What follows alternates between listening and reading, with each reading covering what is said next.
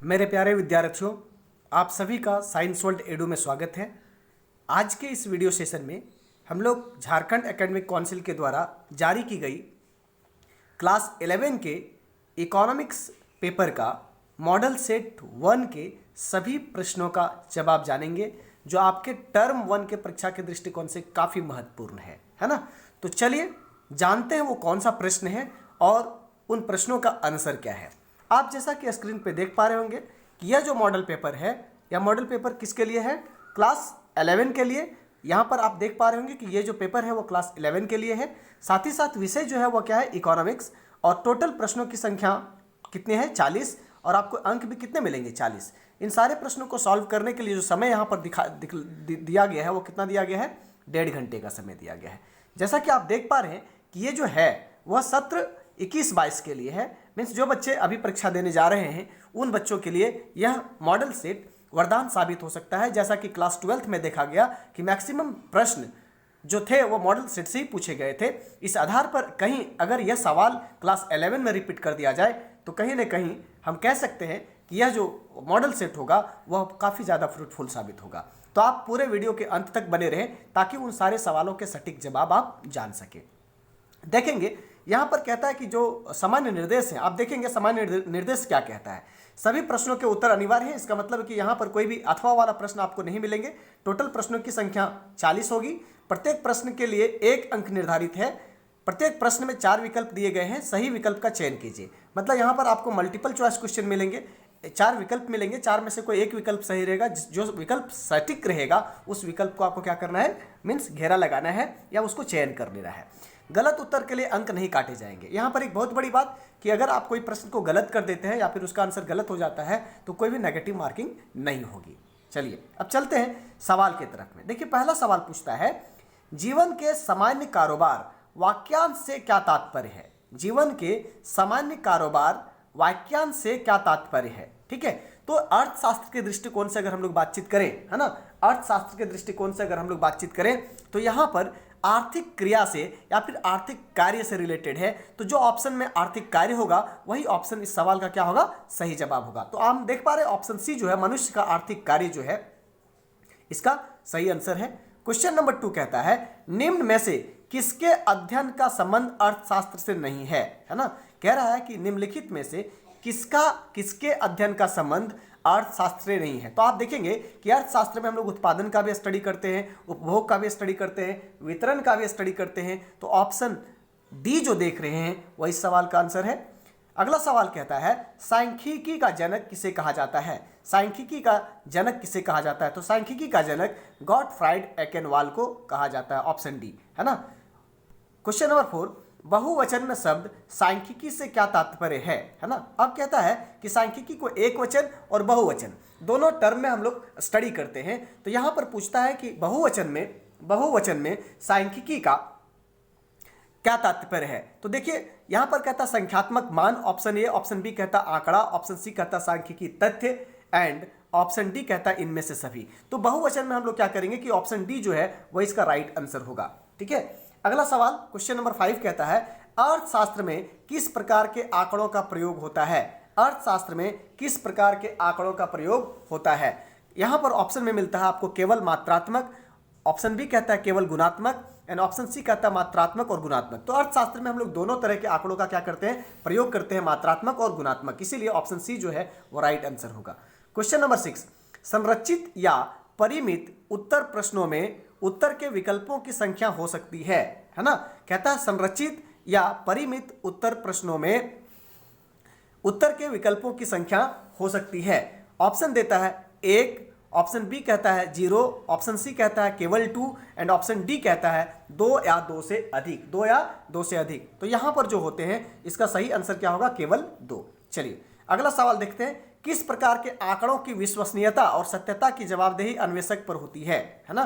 तो कहता है कि जब हम किसी आंकड़े के बारे में बातचीत करते हैं तो उस आंकड़े की सत्यता, ठीक है, और उसकी जवाबदेही अन्वेषक पर होती है। तो यहां पर ऑप्शन दे रहा है प्राथमिक आंकड़े, द्वितीयक आंकड़े, प्रकाशित, इनमें से कोई नहीं। तो यहां पर आप देखेंगे कि जो प्राथमिक आंकड़े होते हैं वह उस पर जिम्मेदारी चली जाती है। Option A. क्वेश्चन नंबर 8, आंकड़ा संग्रह के लिए सूचनाएं एकत्रित करने वाला व्यक्ति कहलाता है? तो जो आंकड़ा क्या करता है, संग्रह करता है, जो आंकड़ा संग्रह करता है उसको हम लोग क्या बोलते हैं, अन्वेषक या प्रेक्षक। Option C. क्वेश्चन नंबर 9, इनमें से किस विधि में परगणक का उत्तरदाता से प्रत्यक्ष संपर्क होता है। नहीं, तो यहां पर कहता है कि सवाल को समझिएगा, इनमें से किस विधि में परगणक का उत्तरदाता से प्रत्यक्ष संपर्क होता है ना। तो यहां पर देखिएगा कि जब हम उत्तरदाता से बातचीत करेंगे तो व्यक्तिगत साक्षात्कार होगा। क्या होगा, व्यक्तिगत साक्षात्कार। मीन्स ऑप्शन सी जो है क्वेश्चन नंबर 9 का सही जवाब है। क्वेश्चन नंबर 10, स्वतंत्रता प्राप्ति के बाद भारत में सर्वप्रथम कब जनगणना कार्य हुआ था। कह रहा है कि स्वतंत्रता प्राप्ति, तो स्वतंत्रता प्राप्ति कब हुई थी हमारे यहाँ पर 1947 में। भारत को स्वतंत्रता कब मिली, 1947 में। और जो हमारा सर्वप्रथम जनगणना का कार्य हुआ था वह कब हुआ था, तो ये जो ईस्वी था वह 1951। क्या था, 1951, 1951 जो था उसमें हमारा प्रथम जनगणना हुआ था। ऑप्शन बी राइट आंसर है। क्वेश्चन नंबर 11, वर्गीकरण आंकड़ों को जब हम कोई क्लासिफिकेशन करते हैं तो क्या होता है कि वह ब्लैंक स्पेस दे दिया है सवाल में, वर्गीकरण आंकड़ों को व्यवस्थित करने की प्रक्रिया है ना। तो जब हम कोई वर्गीकरण करते हैं, जब हम कोई आंकड़े का वर्गीकरण करते हैं तो ऐसे स्थिति में वह आंकड़े का वर्गीकरण करने का जो तरीका होगा, व्यवस्थित करने की जो प्रक्रिया है उसको हम क्या बोलते हैं, स्तंभों में करते हैं, पंक्तियों में करते हैं, खास आधार पर, समूह या वर्गों में, विभिन्न स्तंभों तथा पंक्तियों में। तो ऑप्शन डी जो है वह राइट आंसर होगा। ठीक है, क्वेश्चन नंबर 11 का क्या होगा, ऑप्शन डी। क्वेश्चन नंबर 12, एक वर्ग का मध्य बिंदु बराबर है, एक वर्ग का मध्य बिंदु बराबर है, इसका सही जवाब होगा उच्च वर्ग सीमा और निम्न वर्ग सीमा के औसत के। ऑप्शन ए जो है राइट आंसर है। क्वेश्चन नंबर 13, बारंबारता वितरण में यह परिष्कृत आंकड़ों को कितने चर में वर्गीकृत किया जाता है ना। तो यहां पर देखेंगे कि जो बारंबारता वितरण जब हम लोग करते हैं तो अपरिष्कृत डाटा जो होते हैं, अपरिष्कृत डाटा जो होते हैं उसको हम लोग क्या करते हैं, मात्रात्मक चर में वर्गीकृत किया जाता है। तो मात्रात्मक जो है इसका राइट आंसर है। क्वेश्चन नंबर 14, निम्नलिखित में से कौन चर संतत चर का एक उदाहरण नहीं है ना। निम्नलिखित में से कौन चर संतत चर का एक उदाहरण नहीं है। क्वेश्चन नंबर 14 का जो राइट आंसर है वह विद्यालय में पढ़ने वाले विद्यार्थियों की संख्या जो है वह आंसर होगा। Option D. क्वेश्चन नंबर 15, मिलान चिन्हों की गणना कितने समूहों में की जाती है। जब हम मिलान चिन्ह करते हैं, टेली मार्क करते हैं तो देखिएगा उसमें कितने होते हैं, 5। तो क्वेश्चन नंबर 15 का सही जवाब होगा ऑप्शन डी। अब अगला सवाल कहता है क्वेश्चन नंबर 16, बिहार के एक शहर में 8 सितंबर 2005 को पेट्रोल तथा डीजल की कीमतों में की वृद्धि के विरोध में आयोजित एक बंद के दौरान 5 पेट्रोल पंप खुले तथा 7 बंद पाए गए और 2 विद्यालय बंद तथा 9 विद्यालय खुले पाए गए। यह उदाहरण आंकड़ों के किस प्रकार के प्रस्तुतिकरण को प्रदर्शित करता है ना। तो आप देखेंगे कि यहाँ पर अगर हम लोग पूरे सेंटेंसेस को पढ़ें तो यहाँ पर सारा चीज वाक्य में लिखे गए हैं। किस में लिखे गए, वाक्य में लिखे गए हैं। इसीलिए इसका जो राइट आंसर होगा वह क्या होगा बब्बू, पाठ विषयक। क्या होगा, पाठ विषयक, ऑप्शन बी। क्वेश्चन नंबर 17, कक्षा 11 की अध्यापिका आंकड़ों को पंक्तियों तथा स्तंभों रूप में कक्षा में दिखाती है, वह आंकड़ों को किस प्रकार प्रस्तुत कर रही है, वह आंकड़ों को किस प्रकार प्रस्तुत कर रही है। तो इसका राइट आंसर होगा सारणीकरण। क्या होगा, सारणीकरण। ठीक है, ऑप्शन सी जो है वह राइट आंसर है। अगला सवाल क्वेश्चन नंबर 18, सुमित पिछले 10 वर्षों की अवधि के दौरान एक विद्यालय में अध्ययन करने वाले विद्यार्थियों की संख्या को सारणीबद्ध करता है। सुमित के द्वारा किया गया विद्यार्थियों का यह वर्गीकरण क्या कहलाता है। नहीं, तो क्वेश्चन नंबर 18 का जो राइट आंसर होगा वह क्या होगा, कालिक। क्या कहलाएगा, कालिक। ऑप्शन बी जो है वो राइट आंसर है। अगला सवाल है क्वेश्चन नंबर 19 का, काल श्रेणी आंकड़ों के प्रस्तुतिकरण के लिए निम्न में से किसका प्रयोग किया जा सकता है। काल श्रेणी आंकड़ों के प्रस्तुतिकरण के लिए निम्न में से किसका प्रयोग किया जा सकता है। तो इसका राइट आंसर होगा तोरण। क्या होगा, तोरण, डी।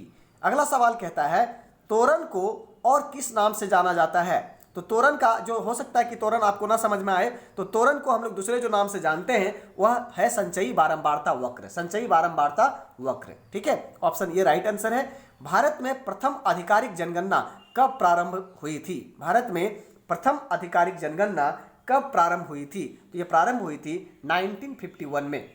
अगला सवाल कहता है, ब्रिटिश काल में भारत की राष्ट्रीय आय की गणना का पहला प्रयास किया था, तो किन्होंने किया था। तो यह दादा भाई नारोजी ने किए थे। दादा भाई नारोजी जो है राइट आंसर है क्वेश्चन नंबर 22 का।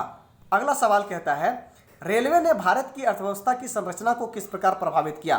तो जब हमारे यहाँ पर रेलवे हो गए तो हम लोग क्या कर सकते थे, लंबी यात्रा आसानी से कर सकते थे। कृषि के व्यवसायीकरण को बढ़ावा मिला, ये भी हमारा रेलवे जब आ गए तो ये दोनों ही ऑप्शन हमारे पास जो है वह राइट है। इस तरीके से ऑप्शन डी जो है इसका सही जवाब होगा। अगला सवाल कहता है 24, स्वतंत्रता के पश्चात भारत में किस आर्थिक प्रणाली को अपनाया गया। जब स्वतंत्रता हो गई, स्वतंत्रता हमें मिल गई, तो हमने जिस आर्थिक प्रणाली को अपनाया, भारत ने जिस आर्थिक प्रणाली को अपनाया वह प्रणाली का नाम है मिश्रित। क्या है? मिश्रित। ऑप्शन बी जो है राइट आंसर है। अब हम लोग चलते हैं अगला सवाल की तरफ में। Question number 25। क्वेश्चन नंबर 25 कहता है औपनिवेशिक काल में भारत एक औद्योगिकरण के पीछे विदेशी शासकों के क्या उद्देश्य थे, है ना। तो आप समझिए, कह रहा है कि जब हम औपनिवेशिक काल के बारे में बातचीत करते हैं तो औपनिवेशिक काल का मतलब हम लोग सीधा सीधी समझते हैं ब्रिटिश शासन काल। जब हम गुलामी के दौर से चल रहे थे तो ऐसे स्थिति में भारत के औद्योगिकरण के पीछे विदेशी शासकों के क्या उद्देश्य थे। तो यहाँ देखिएगा, यहाँ पर 4 ऑप्शन आपको मिलते हैं और यहाँ पर जो उसका उद्देश्य था वह उद्देश्य क्या था आप देखिएगा। पहला कहता है भारत को कच्चे माल का निर्यातक बनाना, ठीक है। ऑप्शन बी कहता है भारत को एक विशाल बाजार बनाना। तो ये दोनों ही विदेशी शासकों के मुख्य उद्देश्य थे। इस तरीके से 25 का जो राइट आंसर होगा वह क्या होगा? डी। क्या होगा? डी। 25 का सही आंसर क्या हो जाएगा? डी। अगला सवाल कहता है 26, किसी वस्तु का कीमत निर्धारण बाजार में किसके द्वारा होता है। नहीं, तो हम किसी वस्तु के दाम को फिक्स करना चाहते हैं तो वो जो दाम फिक्स होता है वह किस पर होता है? मांग और पूर्ति। मांग और पूर्ति। अगर मांग, कभी कभी क्या होता है, मांग को हम लोग डिमांड कह रहे हैं और पूर्ति को क्या बोलते हैं? सप्लाई बोलते हैं। तो इस तरीके से यहां पर ऑप्शन सी जो है वो राइट आंसर होगा। अगला सवाल 27, राष्ट्रीय योजना समिति का गठन कब किया गया था। राष्ट्रीय योजना समिति का गठन कब किया गया था। तो यहां पर देख पा रहे हैं कि ऑप्शन देता है 1935 ईस्वी में, ऑप्शन बी कहता है 1938 ईस्वी में, ऑप्शन सी कहता है 1944 ईस्वी में एंड ऑप्शन डी कहता है 1947 ईस्वी में। ठीक है, तो 27 का जो सही जवाब है वह होगा 1938 में। कब? 1938 में राष्ट्रीय योजना समिति का गठन किया गया था। अब कहता है 28 नंबर सवाल कहता है पंचवर्षीय योजना की अवधि कितनी होती है। बहुत ही आसान सवाल, पंचवर्षीय योजना की अवधि 5 वर्ष होते हैं। 29 नंबर सवाल कहता है किस प्रकार की आर्थिक प्रणाली में उत्पादित वस्तुओं को लोगों के बीच उनकी क्रय क्षमता के आधार पर वितरित किया जाता है। तो यह होता है सार्वजनिक। क्या होता है? सार्वजनिक। Option C. Question number 30, Bharat की प्रथम औद्योगिक नीति की घोषणा कब की गई थी। भारत में प्रथम औद्योगिक नीति की घोषणा कब की गई थी। तो इसका सही जवाब है 1948। कब किया गया था? 1948 में। अगला सवाल कहता है भारतीय सांख्यिकी संस्थान कहाँ अवस्थित है। तो भारतीय सांख्यिकी संस्थान कोलकाता में अवस्थित है। अगला सवाल कहता है आर्थिक समृद्धि का प्रमाणिक सूचक है। तो आर्थिक समृद्धि जब हम चाहते हैं तो आर्थिक समृद्धि का प्रमाणिक सूचक जो कहलाता है वह क्या कहलाता है? तो सकल घरेलू उत्पाद, हमारा जो जीडीपी है उसी से पता चल पाता है कि हमारी आर्थिक समृद्धि कितनी हुई है। ठीक है, तो यहाँ पर ऑप्शन ये जो है राइट आंसर है। क्वेश्चन नंबर 33, विश्व व्यापार संगठन की स्थापना कब की गई। विश्व व्यापार WTO की स्थापना जो है कब की गई थी। तो WTO की जो स्थापना की गई थी वह ईस्वी था 1995। क्या था? 1995। ऑप्शन बी जो है राइट आंसर है। 34, भारत में नई आर्थिक नीति की घोषणा कब हुई थी। तो ये नई आर्थिक नीति की घोषणा जो हुई थी वह 1991 में हुआ था। तो 34 का जो राइट आंसर होगा वो ऑप्शन ई होगा। अगला सवाल कहता है प्रत्यक्ष कर।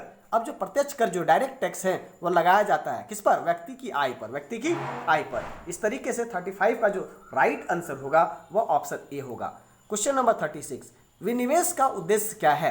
विनिवेश का उद्देश्य क्या है। तो जब भी विनिवेश के बारे में बातचीत किया जाता है तो यह आप देखेंगे वित्तीय अनुशासन बढ़ाना भी विनिवेश का उद्देश्य होता है, आधुनिकीकरण में सहायता देना भी इसका उद्देश्य होता है, सरकार द्वारा आय एकत्रित करना भी इसका उद्देश्य होता है। इसीलिए 36 का जो राइट आंसर होगा इनमें से सभी होगा और इस तरीके से 36 का राइट आंसर डी होगा। क्वेश्चन नंबर 37, योजना आयोग के पदेन अध्यक्ष कौन होते हैं। तो योजना आयोग के जो पदेन अध्यक्ष होते हैं वह आपको पता होगा कि योजना आयोग के बारे में जब लोग बातचीत करते हैं तो उसके जो अध्यक्ष होते हैं पदेन अध्यक्ष वह प्रधानमंत्री होते हैं। ऑप्शन डी जो है राइट आंसर है। अब अगला सवाल कहता है टाटा स्टील कंपनी की स्थापना कब हुई थी, है ना। टाटा स्टील जिसको हम लोग जान रहे हैं टिस्को के नाम से, तो टाटा स्टील कंपनी की स्थापना 38 नंबर सवाल पूछता है कि उसकी स्थापना कब हुई थी। तो ये 1907 ईस्वी में हुआ था। हाँ, ऑप्शन ए राइट आंसर है। टाटा स्टील कितने देशों में कार्यरत है? तो टाटा स्टील जो है वो 30 देशों में, ऑप्शन सी जो है राइट आंसर है। और इसके अगला सवाल, अंतिम सवाल कहता है विश्व बैंक को किस नाम से जाना जाता है? तो इस बैंक को हम लोग IBRD के नाम से जानते हैं। ठीक है, इस तरीके से मॉडल सेट 1 में पूछे गए सभी प्रश्नों का जवाब मैंने आपको बता दिया है। उम्मीद है कि यह सवाल आपके आने वाली परीक्षा में बहुत ही फ्रूटफुल साबित होगा। साथ ही साथ आप अगर चाहते हैं कि इकोनॉमिक्स की तैयारी या फिर इंग्लिश की तैयारी या अन्य पेपर की भी तैयारी जो साइंस से रिलेटेड है वह आप करना चाहते हैं, तो आप चैनल को सब्सक्राइब कर दें ताकि आपको हमारे द्वारा दी जाने वाली हर एक नोटिफिकेशन समय पर मिलता रहे। बहुत बहुत धन्यवाद। All the best for our coming examination.